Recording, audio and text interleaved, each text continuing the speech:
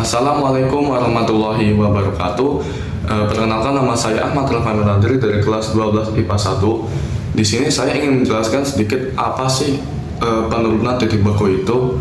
Nah, penurunan titik beku adalah penurunan titik beku terlarut akibat penambahan zat terlarut yang tidak mudah menguap. Contohnya termasuk penambahan garam dalam air, alkohol dalam air, ataupun pencampuran dua padatan seperti pengotor menjadi obat bubuk halus. Dan dalam kasus terakhir, senyawa yang ditambahkan itu adalah zat larut dan padatan asli dianggap sebagai pelarut. Larutan yang dihasilkan ataupun yang dicampurkan padatan-padatan tersebut memiliki titik beku lebih rendah daripada pelarut ataupun padatan murninya. Fenomena inilah yang menyebabkan air laut, campuran garam dan lainnya dalam air tetap cair pada suhu di bawah 0 derajat Celcius. Titik bekunya air murni. Tujuan praktikum ini adalah menurunkan titik beku larutan dengan menambahkan garam ke dalam campuran es batu dan kepingan es krim. Lalu ada manfaatnya, seperti menurunkan titik beku larutan. Penurunan titik beku larutan ini bisa dimanfaatkan dalam pembuatan es krim, di mana garam ditambahkan ke dalam campuran es batu dan air untuk menurunkan titik beku larutan. Hal ini memerlukan panas yang diperoleh dari adonan es krim sehingga es krim dapat memadat. Pengertian sifat koligatif larutan. Pengertian sifat koligatif. Sifat koligatif larutan adalah sifat larutan yang tidak bergantung pada jenis zat terlarut, tetapi hanya bergantung pada konsentrasi partikel zat terlarutnya. Sifat koligatif larutan terdiri dari dua jenis, yaitu sifat koligatif larutan elektrolit dan sifat koligatif larutan non-elektrolit. Nah, contoh dalam kehidupan sehari-hari yaitu seperti pada pembuatan es krim yang akan saya tunjukkan setelah ini. Adapun alat dan bahan yang diperlukan dalam pembuatan es krim ada susu cair manis, susu krimer, kaleng biskuit, baskom besar, es batu, garam, tepung maizena, yang yaitu tempat ataupun wadahnya.